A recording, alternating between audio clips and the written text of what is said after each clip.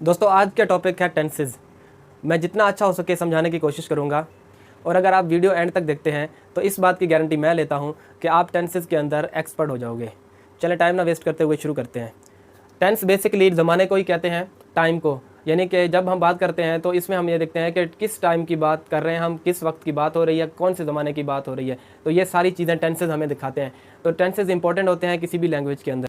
अब हमारे पास जो है 3 टाइप के टेंस हैं, पास्ट, प्रेजेंट और फ्यूचर।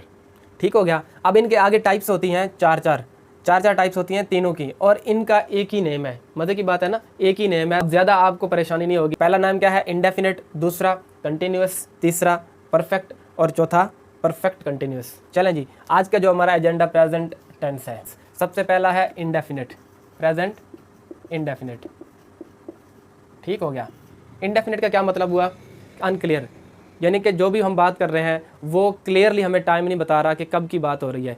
इसमें जस्ट हम या कोई हैबिट बताते हैं, या कोई हम रूटीन बताते हैं, या कोई यूनिवर्सल ट्रूथ सच्चाई हो वो बताते हैं। उर्दू में इसकी क्या पहचान होती है?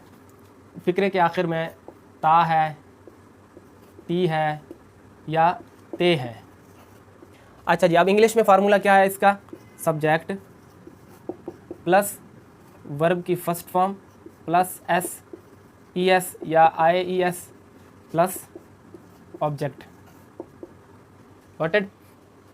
अब जो है हम ये देखेंगे कि सब्जेक्ट क्या होता है। जो भी बंदा एक्शन कर रहा होता है, जो भी काम कर रहा होता है, मेन जो वो सब्जेक्ट है हमारा। वो जो एक्शन है, जो काम है, वो वर्ब होता है, और जिस मकसद के लिए या जिस चीज़ पे एक्शन हो रहा है तो वो ऑब्जेक्ट है। यहाँ तक बात क्लियर है? आगे बढ़ें। चलें जी, अब ये हमने ये देखना है कि एस ई एस या आई एस किसके साथ लगना है, और सिर्फ वर्ब की फर्स्ट फॉर्म खाली जो है वो किसके साथ आना है। ठीक है। अब हम जो है सब्जेक्ट को थोड़ा क्लासिफाई कर लेते हैं।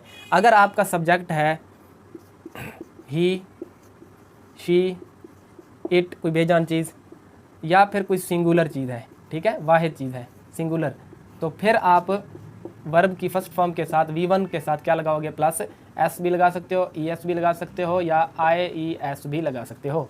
क्लियर यहाँ तक? आगे बढ़े। अगर आपका सब्जेक्ट आई है, वी है, यू है, ठीक हो गया, दे है, या फिर प्लूरल है, कोई जमा चीज़ है, ठीक है, तब आप क्या करोगे? वर्ब की फर्स्ट फॉर्म ही लगाओगे इसके साथ, और कुछ भी नहीं लगाओगे। क्लियर? और कुछ भी नहीं लगाओगे। यहाँ तक तो हमारा जो है ना सब कुछ क्लियर हो गया। अब हमने जो है एग्जांपल के साथ ये समझना है कि सबसे ज़्यादा जो है ना स्टूडेंट्स को प्रॉब्लम होती है वो इसमें कि उनको ये नहीं समझ आ रहा होता कि एस किसके साथ लगना है, ई एस किसके साथ लगना है, और आई ई एस किसके साथ लगना है। ठीक है, ये बात तो क्लियर हो गया कि ये सारी चीज़ें लगेंगी किसके साथ? जब सब्जेक्ट ही, शी, इट या सिंगुलर हो। अब हम ये देखेंगे कि यहाँ पे एस आया, ई एस क्यों नहीं आया, या आई ई एस क्यों नहीं आया। तो ये रूल अब सीख लो।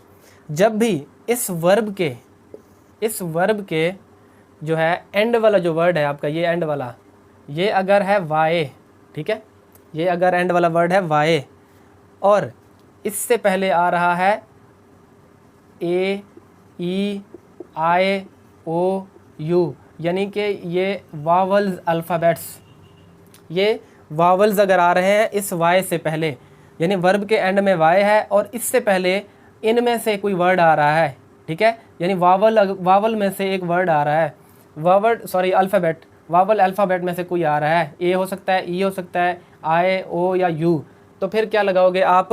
तब लगाओगे सिंपली एस। ठीक है, तब क्या लगाओगे एंड में? एस। आई थिंक ये क्लियर हो गया होगा। यानी कि कोई भी वर्ब है उसके एंड में वाई आ रहा है और उससे पहले क्या आ रहा है? ए, ई, आई, ओ, यू में से कोई एक, तो फिर क्या लगाओगे? आखिर में एस लगा दोगे। यहाँ तक क्लियर है? अब बात करते हैं ई एस की। अगर आपका ये वाई है एंड में और इससे पहले जो है इनमें से कोई अल्फ़ाबेट नहीं है, ठीक है, ए, ई, आई, ओ, यू, ठीक हो गया, इनमें से कोई अल्फ़ाबेट नहीं है, तो फिर आप क्या लगाओगे? एस नहीं लगाओगे, फिर आप लगाओगे आई ई एस। क्या लगाओगे? आई ई एस। यहाँ तक बात क्लियर? गॉटेड? दो चीज़ें हो गई हमारी क्लियर कि एस कब लगेगा और आई ई एस लगेगा कब लगेगा। ठीक है, तो ये हमने सीख लिया। एस कब लगेगा कि जब वाई के बाद यानी सॉरी एंड में वाई है, वर्ब के एंड में वाई आ रहा है और उससे पहले जो है वावल अल्फ़ाबेट में से कोई आ रहा हो, ए ई आई ओ यू, तब लगाएगा एस। अगर वर्ब के एंड में वाई है और उससे पहले इनमें से कोई नहीं है, कोई कॉन्सोनेंट है, तो फिर आई ई एस लगेगा। ठीक हो गया। अब दो चीज़ें हो गई क्लियर। अब एक रह गया हमारा कौन सा रह गया है, ई एस। ई एस कब आएगा? ई एस आएगा आपका जब आपके वर्ब के एंड में डबल एस हो, सी एच हो, एस एच हो, ठीक है, जेड हो, या फिर जो है आपके ओ हो। तब क्या होगा? तब आपके वर्ब जो है ना एंड में अगर ये चीज़ें आ रही हैं तो फिर ई एस लगेगा। फिर क्या लगेगा? ई एस लगेगा। Double S, C H, S H, ठीक है, जेड, ओ, हाँ, और एक्स भी, ठीक है, ये चीज़ें आ रही हैं एंड में वर्ब के, तो फिर ई एस। अगर वाई आ रहा है और उससे पहले जो है ये वावल में से कोई नहीं है तो फिर आई ई एस। अगर वाई आ रहा है और उससे पहले वावल है तो एस। क्लियर? बात समझ आ गई? तो अब एग्जांपल भी मैं देता हूँ ताकि और अच्छे से समझ आ जाए। ठीक हो गया। जैसे कि यहाँ ये हमने देख लिया कि वाई से पहले क्या आ रहा था, ए, तो हमने क्या लगा दिया, यानी वावल में से अल्फ़ाबेट आ रहा है तो एस लगा दिया। अगर यहाँ पे आ जाए ही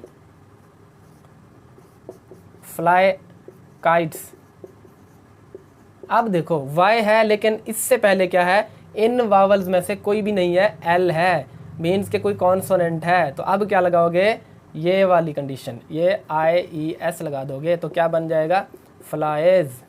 ठीक है, इस तरह अगर क्राई है तो क्राइज। Got it? होगी ये कंफर्म। अब आ जाते हैं इसकी तरफ। जैसे कि एक्स का हम देख देते हैं। अगर है फिक्स तो बन जाएगा फिक्सिज। अगर है मिस तो बन जाएगा miss is, E S, he misses his class. ठीक है, उसके बाद अगर है सी एच यानी कि कैच तो बन जाएगा कैचेज, एस एच, ठीक है, वॉश, वॉशेज, ई एस लग गया। जेड अगर एंड में आ रहा है जैसे कि फिज, फिजिज, ठीक हो गया। ओ आ रहा है गो, गोज, ई एस लग गया। आई होप कि अब तक ये तो बिल्कुल क्लियर हो जाएगा कि आपको इसमें अब कन्फ्यूजन नहीं होनी चाहिए। असल ये जो है जो प्रॉब्लम थी या जो सबसे ज़्यादा जो हर्डल था स्टूडेंट्स का वो ये था। ये कॉन्सेप्ट आपका हो गया क्लियर